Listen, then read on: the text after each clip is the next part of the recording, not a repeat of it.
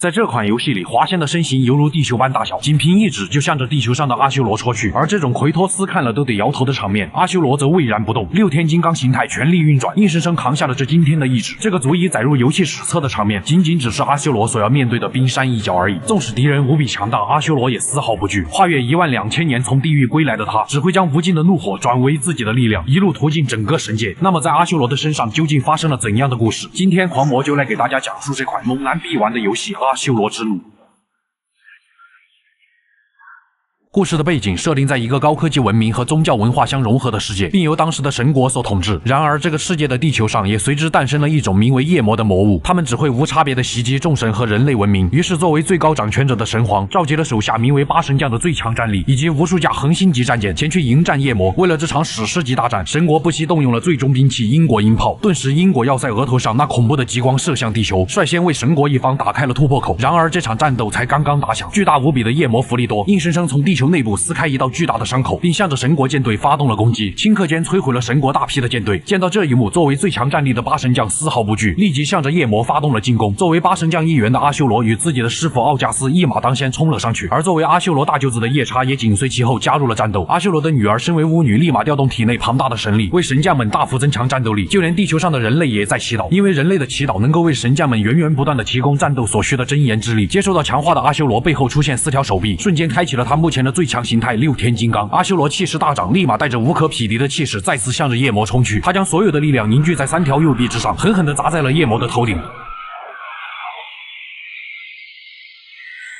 遭受到强大力量攻击的夜魔瞬间消失得无影无踪。由于他本身就是星球的意志，所以是永生不灭的存在。众神所能做的仅仅只是将他镇压。万年过后，夜魔依然会再次出现。随着神皇宣告战斗胜利，这场大战也暂时落下了帷幕。但作为八神将之首的德乌斯，想要的不仅仅只是镇压夜魔。正是因为这个念头，一场阴谋也在暗地里开始进行。另一边，阿修罗与大舅子夜叉回到了家中，迎接他们的是阿修罗的妻女。纵使阿修罗是个战斗狂人，在面对妻女的时候，也展现了独属于他的那一份温柔。这时，神皇的召见打破了一家人的团聚。当阿修罗见到神皇以后，得到的并不是加官进爵，而是一个被刺杀的神皇。刚刚意识到情况不对，大批的守卫便蜂拥而至。阿修罗本就不善言辞，无奈之下只好与昔日的手下开战。与此同时，八神将之一的谢尔盖来到了阿修罗的家中，而阿修罗在将神将华仙击退后，完全不顾插满全身的长矛，立马赶回了家中。此时女儿已经不见了踪影，妻子也倒在了血泊之中。遭遇如此变故，阿修罗带着无尽的怒火找上了一众神将们。看着眼前被囚禁的女儿，阿修罗意识到自己被陷害了，就连感情匪浅的大舅子夜叉也背叛了自己。还没来得及多说，八神将之首的德乌斯出现。原来德乌斯正是害得他家破人亡的主谋，其目的正是为了夺权篡位，从而展开他口中所谓拯救世界的大义。而人缘不好、脾气暴躁的阿修罗就成为了他们用来嫁祸的对象。至于阿修罗的女儿，则因为她能够增幅实力的特殊能力，暂时逃过一劫。在德乌斯的大义电疗下，阿修罗被打入地狱。但杀妻夺女之恨只会让阿修罗的怒火不断增长，他势必要让害他女儿哭泣的人付出代价。阿修罗的身影犹如流星一般划破黑夜，彻底跌入了地狱之中。而在接下来漫长的时光里，八神将改名为七星天，阿修罗则被他们刻画成了谋反的怪物，并在人间代代相传。不知道过了多久，阿修罗在地狱中醒来，一脸迷茫的他看向了四周，忘记了自己是谁。这时，一只金色蜘蛛为他指明了方向，只要拼命往上爬，阿修罗就能回忆起自己的往事。想起来的越多，阿修罗的愤怒就在不断的增长，而他的特殊之处正是能将怒气转化为源源不断的力量。一阵剧烈的能量波动过后，阿修罗重新站在了地球之上。如今距离阿修罗被打入地狱已经过去了12000年，在七星天的统治下，这个世界并没有变得更美好，而是越加的荒芜。夜魔横行于世的状况依然没有改变。当阿修罗来到附近的村庄后，神界的人也很快发现了他。七星天之一的华仙立马赶到了现场。经过了12000年，七星天已经掌管了这个世界的秩序，他们的实力也在这万年间突飞猛进。在华仙看来，阿修罗已经失去了与自己一战的实力。说罢，双方立马开始了决斗。在阿修罗的攻击下，华仙迫不得已动用了更多真言之力，将体型变得巨大化，仅仅一招就将阿修罗打落在地。随后华仙纵身一跃，强行施展乌鸦坐飞机，让阿修罗当场昏厥。但他可不会就此罢手，立马对着地上的阿修罗开始了一轮又一轮的攻击，并且言语之间无时无刻都在用阿修罗的女儿刺激着他。这无疑触碰到了阿修罗的逆鳞。阿修罗瞬间起身接住了华仙的拳头，他的怒气转化为强大的力量，直接就将华仙扔了出去。阿修罗开启六天金刚形态，动用全身力量暴起一拳，就将华仙打出了地球。但华仙的实力可不仅仅如此，他调动全身的真言之力，体型不断增大，大到遮天蔽日，地球在他面前也仿佛玩物一般。这便是华仙的最强形态大大权限，他单手一指便朝着地球铺天盖地的戳了过去。面对这种末日般的场景，阿修罗丝毫不惧，他将全身的力量汇集到6臂之上，硬生生接下了这惊天的一指。同时他的脑海中不断浮现被人杀妻夺女的场景，刹那间一股超越华仙体型的恐怖杀意和怒火在阿修罗体内升腾而出，伴随着一声怒吼，阿修罗挥动6臂，疯狂地砸向了华仙的手指。就算是手臂支离破碎，他也没有丝毫停手的意思。华仙顿感不妙，但已经为时已晚。阿修罗将所有力量汇集到仅剩的一只手臂上，再次重重地砸了上去。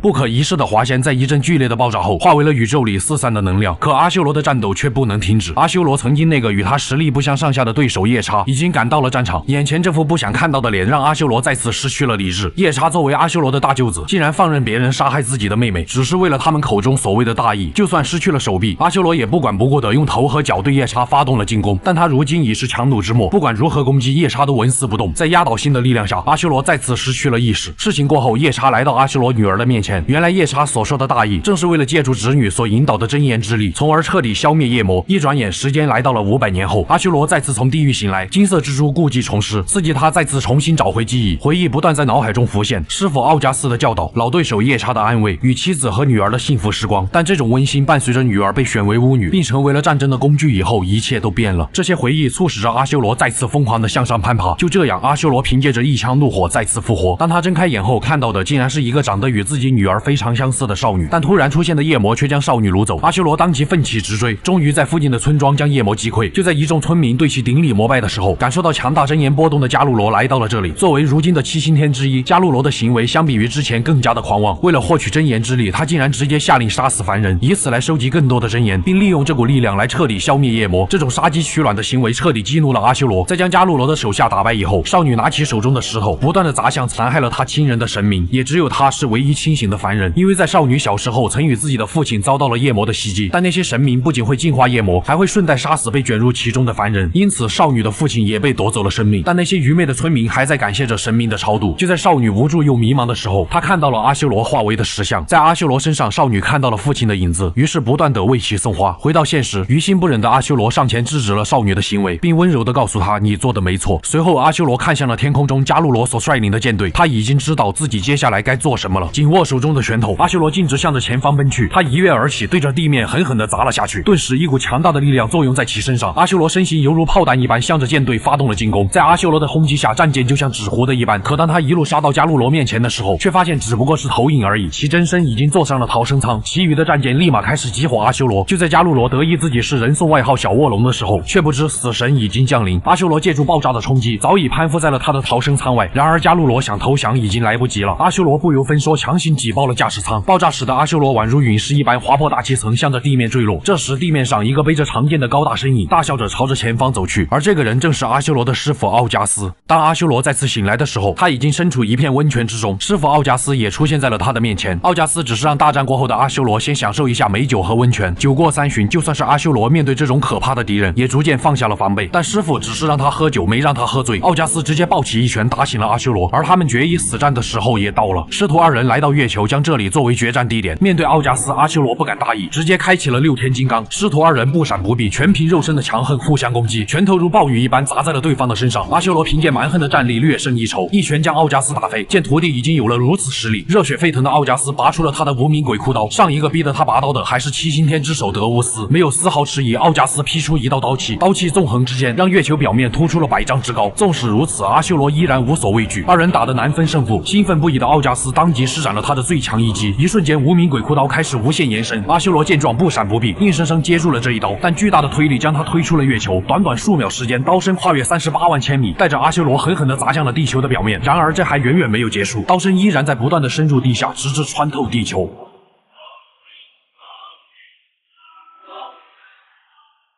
阿修罗可不会就这样失败，他会用拳头证明自己想要救出女儿的强大信念。只见阿修罗一声怒吼，直接一拳狠狠地砸断了这把神兵利器。再次失去所有手臂的他，抓住机会用牙齿咬住刀身，反手终结了这场师徒之战。或许这就是半刀流500世界吧。奥加斯死在了徒弟的手上，但他却非常的欣慰，因为他知道只有战到最后的人才是绝对正确的。所以他最后一次鼓励了阿修罗，让他继续坚持自己的道路。可属于阿修罗的战斗却一刻都不能停止。看着眼前出现的庞然大物，阿修罗再次咬住断刀，朝着前方杀去，因为他的身后是他所需要保护的人。面对遮天蔽日的夜魔大军，阿修罗咬紧长刀，直接杀进了敌人的中心。然而无休止的战斗让阿修罗精疲力尽，但只要少女还在身后，他就不会退缩半步。阿修罗的怒气再次达到顶点，狂暴的怒气从他体内喷涌而出，这股怒气化为一只大手，疯狂的屠戮着向他袭来的夜魔。就算是眼前这种庞然大物，在绝对的力量面前也没有丝毫反抗的余地。就这样，他从黑夜杀到白昼，数之不尽的夜魔大军被阿修罗屠戮殆尽。硝烟过后，阿修罗化为了石像。或许是少女的祈祷起到了效果，又或许是从地狱再次爬了回来，阿修罗恢复了正常。见到这一幕，少女悬着的心总算是放了下来。于是她热情地邀请阿修罗回到村里。但与此同时，7星天之一的奥尔加也找到了这里，同样是完全不顾凡人的生命。奥尔加让舰队开始了无差别轰炸，漫天的炸弹向着地面倾泻。阿修罗一瞬间反应了过来，他只能大吼着让少女别过来，但却为时已晚。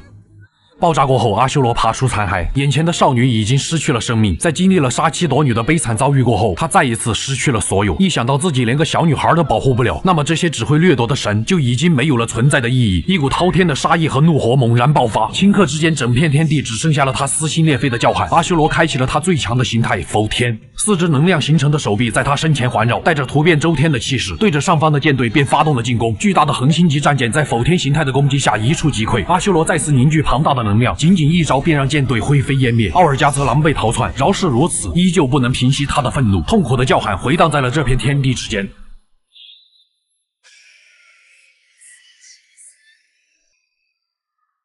眼前所发生的一切都被小舅子夜叉看在了眼里，他的心里也因此对一直坚信的大义产生了动摇。然而逃出了攻击范围的奥尔加可不会善罢甘休，他立马不管不顾地出动了因果要塞，准备使用因果音炮彻底铲除阿修罗。见到这一幕，夜叉的信念也被彻底颠覆。他们耗费12000年所掠夺的真言之力，本就是为了彻底消灭夜魔所准备的，而如今奥尔加只是为了一己私欲，就要动用成就大义的终极武器。这种辜负牺牲之人的生命的行为，让夜叉的心里已经有了答案。他决定前去纠正这种不义的行为。不过手下的阻拦，夜叉身形犹如鬼魅一般，径直冲向了因果要塞，但终究还是晚了一步。因果音炮成功发射。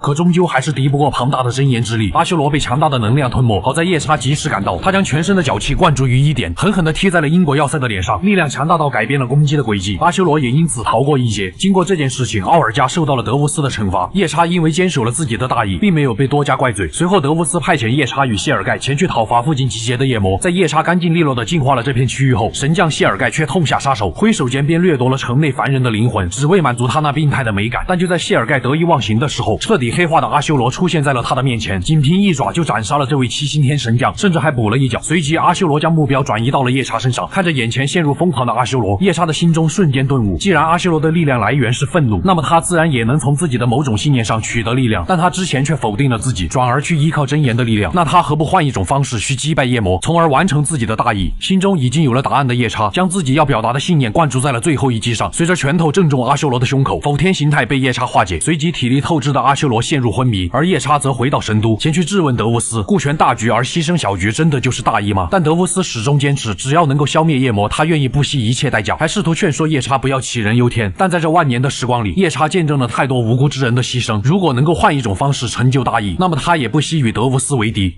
回到阿修罗这边，在获得了足够的时间恢复后，他重新站了起来，并且再次如法炮制，反身一拳砸向地面，身形犹如炮弹一般径直冲向了德乌斯所在的神都。当他一路杀到内部的时候，却见到一个酷似大舅子的人影飞了出来。原来此时的夜叉已经因为观念的不合与德乌斯展开了战斗。面对这种强大的敌人，二人不得不联手全力对其发动进攻。可就算是这样，他们也仅仅只是略占上风而已。德乌斯不想与二人多做纠缠，于是将耗费万年时间以及7万亿人类真言所积累的成果展现在了二人的眼前。这是超越了因果要塞的存在。第10天没有丝毫畏惧，夜叉换来飞艇，当即带着阿修罗向着第10天冲去。就在他们一往无前冲到其面前的时候，第10天的双掌也即将合拢。好在二人还是躲过了这灭杀一切的攻击，终于在最后一刻杀进了其核心内部。呈现在阿修罗眼前的正是他苦苦追寻的女儿。见到这一幕，阿修罗没有丝毫迟疑，径直冲向了女儿，但中途却被德乌斯释放的雷电阻拦。事到如今，德乌斯开启了自己的最强形态，恐怖的真言之力在他四周蔓延。阿修罗才不管这么多，一马当先冲了上去，狠狠的一拳砸在了对方的脸上。但但德乌斯只是轻松的挥舞手中的双节棍，便将阿修罗弹开。夜叉此时也找到机会，再次凝聚全身的脚气踢了过去，但却依旧被轻松拿捏。随即德乌斯疯狂挥舞双节棍，在四周形成了一道雷电屏障，二人用尽全力疯狂的砸向屏障，成功的打开了一条突破口，合力的一击重重的砸在了德乌斯的身上，但德乌斯却疯狂的抽取着阿修罗女儿身上所引导的真言，以此为自己提供源源不断的能量，甚至将阿修罗死死的踩在脚下。但在听到女儿痛苦的呼喊后，阿修罗再次怒气上涌，强行挣脱了束缚，并将德乌斯按在身下，疯狂的倾泻他的怒火。就算他是七星天之首，触犯到了阿修罗的逆鳞，最终也难逃一死。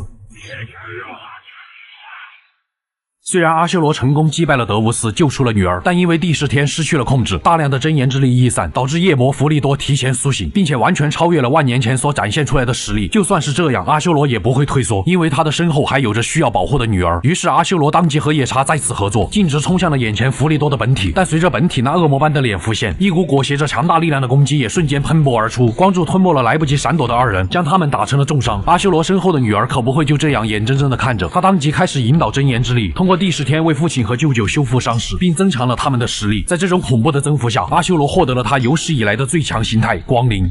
二人当即再次向着夜魔的本体杀去，他们硬扛着冲击，径直冲进了其核心内部。而眼前出现的正是夜魔弗利多的本体喷地。既然正主就在眼前，那么只要打完这场战斗，就能彻底铲除夜魔。纵使喷地是最强夜魔，但在光灵状态下的阿修罗以及实力大增的夜叉面前，也只是负隅顽抗罢了。随着一阵剧烈的爆炸，夜魔被彻底从这个世界上根除，阿修罗也终于能够与自己心爱的女儿回归正常的生活了。然而，在游戏的隐藏结局里，这一切并未结束。就在阿修罗和夜叉来到女儿面前的时候，不甘心的奥尔加出现在了女儿的身后，想要在阿修罗的面前杀死他。但那只曾引导阿修罗爬出地狱的金色蜘蛛却出手，瞬间秒杀了奥尔加，并将阿修罗的女儿作为传声筒，表达了自己最大的敬意。原来金色蜘蛛乃是超越神明的存在，名为转轮王。而夜魔与神明之间的战争，只不过是他对芸芸众生的试炼而已。如今阿修罗通过了试炼，转轮王非常欣赏他展现出来的实力，决定让阿修罗成为这个世界的最高掌权者。除自己以外，听到这些话，阿修罗瞬间明白了一切，这世间遭受的种种苦难，皆是拜眼前之人所赐。想到这里，阿修罗仰天大笑，既然眼前这个超越神的存在就是导致女儿哭泣的罪魁祸首，那么他也不惜与之一战。阿修罗瞬间开启光灵形态，径直冲向了转轮王。夜叉见状紧随其后，可就算是目前最强形态的二人，却依旧还是被转轮王玩弄于股掌之中。转轮王甚至将阿修罗的女儿放在他的面前，以此来不断刺激阿修罗。要知道，重新救回心爱的女儿，便即将再次失去的痛苦，是任何一个父母都无法承受的。阿修罗也不例外，滔天的杀意和怒火再次吞噬了他的意识。阿修罗重新变回了否天形态，完全不顾燃烧生命的痛苦，想要夺回眼前深爱的女儿。再这样下去，阿修罗只会彻底死亡。于是女儿立马结印，将父亲弹射到了远处。见阿修罗拒绝了自己的招揽，转轮王决定重新让这个世界走向灭亡，并再次创世。紧接着，他随意的将第10天瓦解，无数的碎片向着地球坠落。早已带着阿修罗逃回地球的夜叉，看着眼前的末日景象，暗自做出了一个决定。他将昏迷不醒的阿修罗带到了英国要塞残骸的中枢，并取出了储存7万亿人类真言的8记录。不仅如此，其中甚至包含了这个世界的业，分别是我、色、欲、待、虚、暴、忧、怒。而其中的怒就是阿修罗力量的来源。至于夜叉的那份强大力量，也正是来源于忧。虽然8记录中的真言已经消耗殆尽，但作为承载阿修罗愤怒的容器也已经足够。随即夜叉赌上了7星天的尊严，强行取下了自己的核心，只为让阿修罗多一分胜算。当阿修罗醒来后，夜叉突然发难，非要与阿修罗比一下到底谁更强。一根筋的阿修罗可不会思考这么多，当即与之战斗了起来。然而阿修罗不知道，这也将是他们的最后一场战斗了。随着阿修罗致命的一拳砸向夜叉时，这位大舅哥脸上浮现了一丝微笑。诧异的阿修罗立马收手，原来夜叉为了让他快速的适应这股力量，选择用最后的时光跟他来一次酣畅淋漓的战斗，就像多年以前他们还是师兄弟那样。看着眼前飘散在空中的夜叉，阿修罗再次回忆起了自己的责任，妻子临死前让他照顾好女儿的嘱托还历历在目。下一幕，阿修罗屹立在飞船顶端，目光坚定，径直迎上了法相天地状态的转轮王，而转轮王也已经开始重启世界。阿修罗当即启用8记录中的力量，身形瞬间暴涨，变得犹如地球般大小，一面挡下了这惊天的光芒。这便是8神将的形态轮坏者阿修罗。而在地球之上，死去的妻子和7星天们的意志遥遥地注视着阿修罗离去的方向。在如此恐怖的加持下，阿修罗轻松便来到了法相天地的面前，仅凭一拳便进入了其内部的虚空之中。见识到阿修罗潜力的转轮王有了再次招揽的意思，脸上甚至表现出了一副人畜无害的样子。阿修罗见转轮王都做到这个份上了，于是他做出了一个违背祖宗的决定，决定给他脸上来一拳。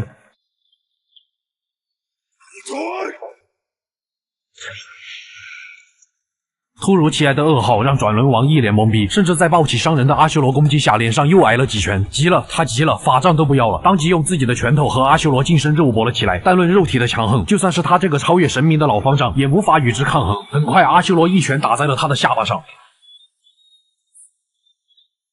转轮王见状也不敢大意，于是现出了他佛身魔骨下的真身。可就算是变身后实力大涨，就算是破解了阿修罗轮坏者心态，但承载阿修罗怒气的是容器的极限，不是他的极限。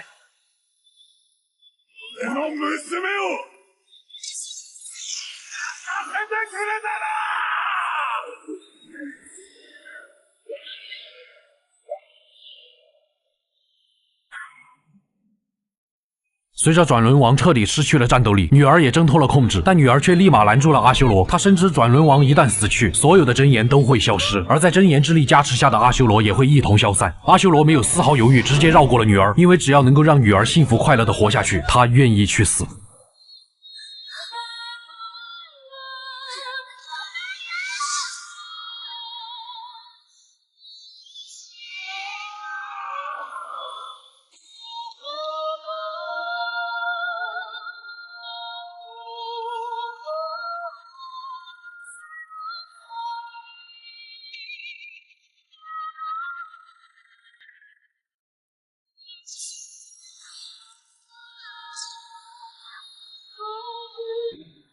在阿修罗的最后一击之下，转轮王彻底湮灭。而这一刻，阿修罗的愤怒燃尽了，他终于完成了作为一个父亲的使命，身体也随之消散在虚空之中。而女儿则在一股温柔的能量牵引下，逐渐飘向地球。在未来的日子，她也将在地球度过幸福的一生。先别急着离开，还有彩蛋。8亿7千万年过后，昔日的神明重新转世在现代，阿修罗一家人幸福的生活在一起。华仙成了猥琐男，甚至还有乱入的春丽。其余的8神将们也都有着各自的生活。而至于夜叉，依旧还是那个大舅子。然而天上出现的陨石，让阿修罗又一次护在了妻女的身前。既然你能够听到这里，不妨点个赞或者给个3连，你随意的一个点赞将会是我最大的创作动力。黄某在这里谢谢各位了。顺带提一嘴哈，我不是 AI 配音，只是语速比较快。那么我是修边黄魔，咱们下期再见。